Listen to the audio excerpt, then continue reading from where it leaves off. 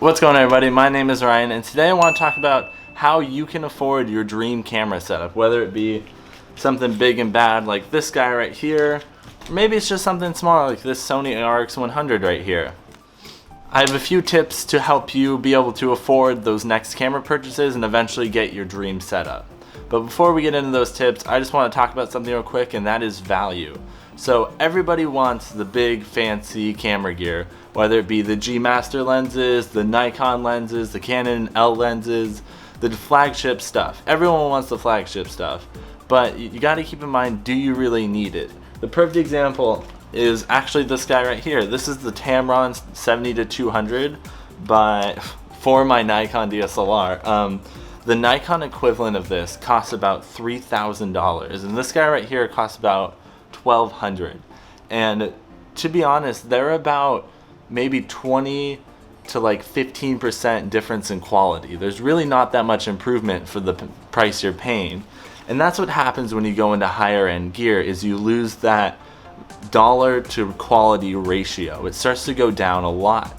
And so that's something to keep in mind when trying to build your dream camera setup. Maybe you don't need that fancy Nikon or fancy G Master lens, because you can get the same quality and the same effect in something like a Tamron. And so that's super important to really analyze and be realistic about what you need, because not everyone needs that Nikon unless you're printing billboards and zooming in prints to 200% and printing them the size of your bedroom wall. If you're not doing that stuff, you really don't need that extra nitty-gritty detail. You don't need it just for the bragging rights. Alright, now on to the actual tips. So you've settled down now from something like a G Master into a Tamron. Now, how do you get a little money in the bank account to get started? The best way is reselling your old electronics. So maybe you have every generation of Xbox, or maybe you have an old laptop sitting on the shelf, or maybe even an old camcorder, lens, film camera, anything, any sort of electronics laying around that might still have value. There are so many resources for you to sell them and make a quick buck, whether it be Amazon, eBay, Letgo, Craigslist, OfferUp. There's so many different services out there, and if you start getting rid of those things, you'll notice the money will start piling up pretty quick. You sell a video game for $60 here, you sell a camera for $20 there, and all of a sudden you have about $200, $300, maybe $400 saved up to make that next purchase for your next camera body or lens. So the next tip I have for you is for the more established photographer. Maybe you just got an entry-level DSLR, or maybe you have a little point and shoot like this, but you're really confident in the photos it takes. And what I'm recommending for you guys is mini sessions. So a mini session is a rinse and repeat setup that you can whip out really fast, and you make it like a little social event. So the perfect example is something like a powder paint shoot, or what I like to call a lemonade stand shoot, which is where you set up a backdrop, you set up a little prop like a lemonade stand, you have all the little kiddos in your neighborhood come over, and you just sit them in the same poses, rinse and repeat, and you charge them like $20 a person. The one that I went to not too long ago was a powder paint shoot. Plain white backdrop, set up one light, all window light, and then you just had people throw the chalk paint that they use at like color runs and things like that. I'm gonna let go of this, I'm gonna throw this. But they use the chalk paint that you find at the color runs and stuff. You just throw it at the subject, hold the button down, snap a whole bunch of photos, and they end up looking fantastic. There's some really cool, unique moments captured out of it. And you just rinse and repeat that. The last one I went to, there was about 10 people, and we were there for like an hour and a half total. So 10 people, they all got charged $20, an hour and a half. That's $200 in an hour and a half of shooting, which is not bad at all. And it's a great way to get connected and have people think of you anytime they need photos for something else. Mini sessions are a fantastic way to kind of boost that bank account really quick, but it's only for the established photographers, or maybe you're unestablished and feel like you can do it. There are so many ways that you can be creative with mini sessions and really kind of boost up that bank account. So maybe mini sessions aren't your thing. Maybe you don't know that many people in your area to bring in enough income. So what do? You're still somewhat established photographer.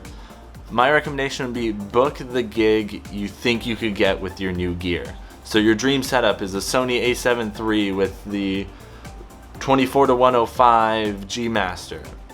And you know that if you had that, you could shoot like an event and get these amazing quality photographs. Well, then charge that amount. charge the money for the camera body or maybe just the lens. Charge the amount that your gear is if you know you can bring the value. Don't worry, you don't have to rush out and make the investment and then get the gig. You can get the gig and finance the camera, or you can just rent the camera and see if you really like it first and get the gig. I did this to be able to afford my Nikon D750. I knew if I had this lens and, I knew if I had this body and when I stepped up to full frame that I could provide really, really good value and really, really high quality images. And so I charged the price of the body.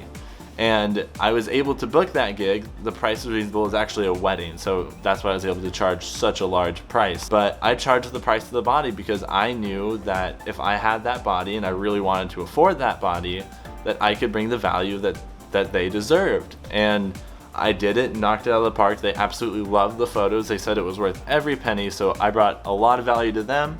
And hey, I got my dream camera. I got the gear I wanted out of it, so we both won. It was an even exchange at the end of the day. Alright, so the next part I want to get into is a little financy and a little credity. So if you're under the age of 18, maybe don't run out and do some of these tips. And if you're over the age of 18, please be responsible. Please be responsible with money. Please have good judgment and don't run out and just do these things that I'm telling you, because you might end up in a lot of debt or in a really bad credit position. So use these with caution and be very careful and be very mindful about what you're doing. So the next part I want to talk about, in case the disclaimer didn't give it away, is credit and reward systems. So a fantastic way that I've been able to afford a lot of my gear is through like credit cards and reward systems.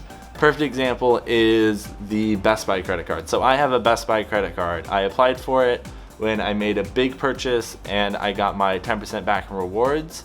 So 10% back is a lot, and it was only for your first purchase, so it was definitely worth it for me. But over time, I would just make small little purchases at Best Buy and I noticed points accumulating. And so eventually I got smart with it, and with the Best Buy credit card, not advertising credit cards here, but with the Best Buy credit card, you got 5% back at every purchase at Best Buy. So when it came time for something like a family member to get a big TV or a new washer or a new dryer, I'm like, hey, let me buy the TV or dryer for you. I can get 5% back and I'll install it for free. That'll be my thank you for letting me put it on my credit card. And only do this with trustworthy people to make sure you're going to get your money, whether it be your mom, dad, grandpa, grandma. Keep it really, really tight, because I don't want you to run out, buy a washer or dryer for somebody, and then end up owing $3,000, because that's not going to get you to your dream gear. So you got to be super, super careful with this, and only people that you trust the most. So back to the story. So my parents bought a new TV, and I was like, hey, let me buy it on my credit card. I can get my 5% back, and then I'll install it for free. So I gave them a little boost for letting me do this and be inconvenient to them. Made it more convenient, brought them value, and boom, it was an even exchange. I ended up with $200-300 in rewards points, and they had a new TV that they didn't have to set up. So working the system in little ways like that is a fantastic way to afford your camera gear. But maybe you don't have family members that are out making big purchases like new TVs and washers and dryers, because those are only once every 3 or 4 year purchases.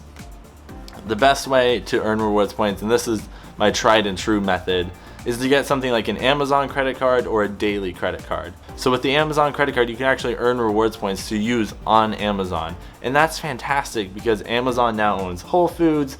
Pretty much everything's on Amazon. So all you have to do is kind of shift your shopping, buy things more on Amazon instead of going to the store. If you go to Whole Foods, you use your Amazon credit card, you get money back as well, just like if you're shopping on the site.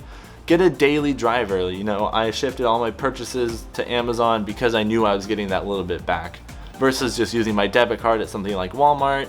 I wasn't getting any money back. So over time, it just build, and then next thing you know, I was able to buy that lens or that flash or that microphone that I wanted. And if you really let it build up over time, on top of doing the Best Buy trick with large purchases, you can end up with a lot of rewards points. And that's how I've been able to make my most recent camera gear purchases, is built up rewards points. So I hope that helps. Nobody really talked about how to afford the camera gear. They just show off the camera gear they have. So I hope that helps, and this sheds some light on how you too can get all the camera gear that you want. One thing I did want to go back over is with these credit cards, be careful. Financing, I know I mentioned it earlier, financing is a great option, especially if you have a steady income and a steady job and you're responsible with money. You should definitely finance. It's a fantastic way, especially with camera gear, because it in turn, you could buy the camera now, finance it, and then do a mini session later and pay it off. Things like that. And I hope this helped, guys. I hope this made you realize you could shift your purchasing, or maybe get that credit card, or get rid of that old Xbox and really get the camera gear that you want, and the camera gear that's going to enable you to do what you want. So go out there and create, guys, and of course, have a great day.